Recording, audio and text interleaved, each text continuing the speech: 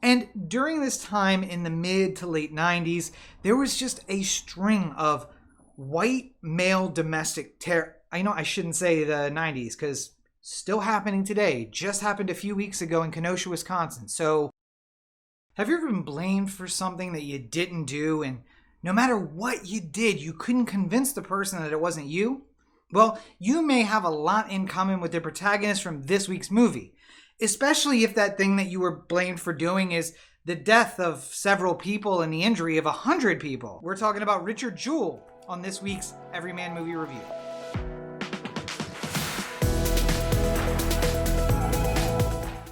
Hey everybody, and thank you for joining me for yet another episode of the Everyman Movie Review. I am super stoked to share with you some of the movies I've been checking out. There's new stuff on streaming. I've never been happier about doing a movie review show. It gives me an excuse to sit down and watch some of my favorite things, watch them again, and watch brand new stuff so I can share that here with you. Of course, we're following our usual schedule. That's 2 episodes per week. And on every single episode, we're going to talk a little bit about the people who made the movie, a little bit about the movie, and then at the end, I'll give you my recommendation on whether or not this movie is worth your time. So if you're a little younger than me, you may not remember the name Richard Jewell, but I remember in 96 and 97 that name was basically in the news every other week. Actually, it was in the news every day around midsummer of 96. If you don't remember who Richard Jewell is, I'll give you a little bit of a breakdown. But before we get too far into this, let's get through the pleasantry, shall we? Richard Jewell was directed by Clint Eastwood. It was written by Billy Ray. It's based on the book The Suspect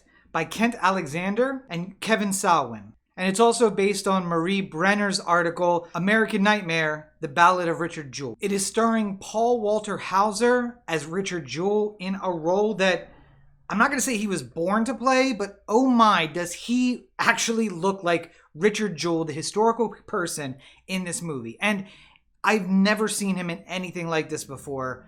I was blown away by his performance. The perennial Sam Rockwell as Watson Bryant, Olivia Wilde as Kathy Scruggs, Mike Newski as Brandon Walker, Jon Hamm as Tom Shaw, Eric Mendenhall as Eric Rudolph, Kathy Bates as Bobby Jewell. Okay, so let's do a quick historical synopsis. 1996, summer. Atlanta has the 100th, the Centennial Summer Games. The Olympic Games were restarted in 1896 in Athens, Greece. They happen every 4 years, and 100 years later, they are held in Atlanta. So everything is Centennial, including Centennial Park. It's the central park of the Olympic complex. It's where basically it's free to go. You don't need a ticket to get there. So it's maybe a little more popular than a lot of the other stuff. Americans from all over, but especially from the South, flooded into Atlanta, and they wanted to be a part of the Olympic activities. Richard Jewell was a one-time cop, a several-time security guard, and a kind of a loser. He always took the job way too seriously. He kind of got fired from every law enforcement or semi-law enforcement role he ever had, but they needed guards for the Centennial Games, and he got a job working for a private security company, unarmed, at the Centennial Games. He's working at Centennial Park, and he notices a backpack that has been left. He thinks it belongs to some drunk teens that are nearby. He goes to try to break them up. They give him a lot of disrespect. That's a commonality for Richard Jewell, just to let you know. He goes and finds the real cops, and they kind of scatter the kids out of the way, and he notes the book bag. He starts to follow procedure, because he is a big procedure guy. What is the procedure? Let's follow the procedure. And of course, the cops and the other security guards are like, Richard, don't do this, man. Like, come on, just chill out, all right? But he's like, nope, follow procedure.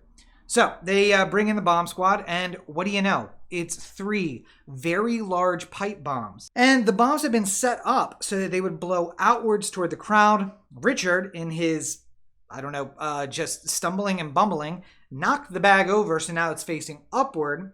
But the bomb technician goes in, realizes it's an actual bomb, and then Richard, now kind of the savior of the day, helps all of the cops and the other security guards get the crowd back. He also helps evacuate the tower, the media tower, that the bomb was left up against. Now, there are some, now I don't want to get into too much of the technicalities of it, but there's a really big steel structure. The bomb was placed at the base of it facing out. This would cause like a funneling effect where all the energy of the bomb would go outward and into the crowd, which up and until the moment that Richard noticed the bag was actually pressed up against the bench. It also would likely have toppled the media tower and probably hurt the people inside. Overall, there was a few people who were killed and a little less than 100 that were injured, but if the bomb had not been spotted, that number would have been much higher. The man who actually made the bomb is Eric Rudolph. This was his first of many explosive attacks across the South. He would later plant bombs or throw bombs into abortion clinics and other places that he didn't agree with, but he started with the Centennial Park bombing. And that bombing was foiled mainly in part to Richard Jewell. So the movie follows him along. We see a little bit of his early life and being a cop and getting fired and going and working at a college as a security guard and getting fired. And we hear that he was stopping cars out on the highway in his, college security vehicle, which absolutely not allowed, but he wanted to go get the crime before it got onto campus. And then he's a security guard, and we follow him through that day. And I have read so much about what happened at that bombing that I can tell you this was completely an accurate portrayal of the day's events, up to and including Olivia Wilde and Jon Hamm and how they felt, or how their characters felt as reporters being assigned to the games. Games are so boring. Nothing ever happens. I don't want to talk about that. I am a crime reporter. Go put me on the murder beat or give me the big story. Don't send me to the games. Like after they open and until they close, nobody really cares, which is kind of true and kind of not. Nonetheless, they were both there that night and then some news just happened. So despite the fact that the bomb squad came, the bomb ends up going off. And despite their efforts to protect people, people end up getting hurt. Now, the funny thing, if you want to see it as funny, about Richard Jewell is he actually kind of fills in the profile of a serial bomber. He and Eric Rudolph have a lot of things in common. And during this time in the mid to late 90s, there was just a string of white male domestic terror. I know I shouldn't say the 90s because still happening today. Just happened a few weeks ago in Kenosha, Wisconsin. So yeah, I guess it's been a problem. Nonetheless, they had built a profile of these male bombers, and Timothy McVeigh was one of them. Terry Nichols, his assistant, was one. And Richard Jewell kind of fits that profile. There was also a spat of people who would have crimes committed so that they could be the one to help solve it or to help deal with the problem. Southern California had a serial arsonist that turned out to be a firefighter because he just loved fire so much. It gave him an opportunity to go out and put out a fire and be seen as this hero fireman. But he was the one starting the fires as well. And it turns out Richard Jewell fits that profile as well. The wannabe hero who might set up a scenario where he can then be the hero. Much time and much energy was spent right after the Olympic bombing trying to prove that Richard Jewell was the bomber. And here's what I'll say. I know the facts about this case. I know the end result. I know that there is a fact that Eric Rudolph is the one who set that bomb. And at the beginning of the movie, they show you that Eric Rudolph set that bomb. As I was going through the movie, I started to think, did Richard Jewell set the bomb? I know for sure that is not the case, but they did such a great job portraying the police, the ATF, the FBI as having such solid evidence that Richard Jewell might have done this that I started questioning the very facts that I know from real life. And that is a huge statement about how good this movie is. The performances of especially Paul Walter Hauser and Sam Rockwell as these two guys who are not friends, they are previous acquaintances, and Richard Jewell calls him because they think he's going to get a book or a movie deal, and this is the only lawyer I know, Watson Bryant. And it turns out to be that he needs him for a defense lawyer before they can even get started, and the way that he just defends him. And I know this sounds super narcissistic, and spoiler alert, I'm a narcissist, but I saw a lot of myself in Watson Bryant. You know, a guy who just kind of does the right thing, even though he's not really getting paid for it. And it's the right thing to do, so let's go do it. And fighting the power, because that's just what we do. Yeah, I had a lot of like pride in the work I had done, and had a lot of pride in the work that the real Watson Bryant must have done. And in Richard Jewell himself, even though there are moments that are so cringy because Watson and Richard have a conversation. He's like, "You're not going to say anything. Your number one job in this exchange is not to talk. You're not to tell them you love cops, that you want to be a cop. You're not to give them any evidence. You're not going to talk." And the first thing that happens is Richard starts talking, and he tells them, "I love cops. I'm happy to help out any way I can. Here, let me give you some evidence." And he's just like, I've had those clients before that are like, despite my client's best efforts, we won. They just try to not win for whatever reason because they trust the system. And as Watson aptly puts, the system are the ones who are trying to shove their boot in your ass right now outside that door. But so, again, I'm not going to do a spoiler section. This is a real event. If you're not old enough to remember the 96 games, then you probably don't care. And if you are old enough, then you should know. Although I will say, the people that I was talking to about this movie afterward, when I mentioned Richard Jewell, they're like, "Oh, the Olympic Park bomber." And I was like, "No, the suspect for that didn't absolutely do it." And they were like, No, he did it." I'm like, "No, he did not." And maybe it's because I have an interest, for whatever reason, in white male domestic terrorism. And I just knew that Eric Rudolph was later accused of and convicted of this crime, that in my mind, it was very clear what the lines were. And the movie did squibble me out a little bit, but it straightens you out by the end. We get the whole timeline by the end of it. But the fact that other people didn't know, and they said, "Oh, this is a movie about the guy who bombed the Centennial Park." I'm like, wouldn't be a great movie, would it? Do we make movies glorifying? You haven't seen the Timothy McVeigh movie because he bombed a building and it was actually him and almost got away with it, but for a taillight. But I mean, back to the movie, it literally made me question the things that I knew were actually real. The actors taking on their characters were so dynamic that I didn't see Sam Rockwell. I didn't see Paul Walter Hauser. I saw Richard Jewell and Bryant. I didn't see Jon Hamm and Olivia Wilde. I got lost in their reporter characters and the cops and everyone. Everyone was so good in this movie. And it's got to be something about Clint Eastwood. I have loved every Clint Eastwood directed movie that didn't star Clint Eastwood. I'm not such a huge fan of those anymore.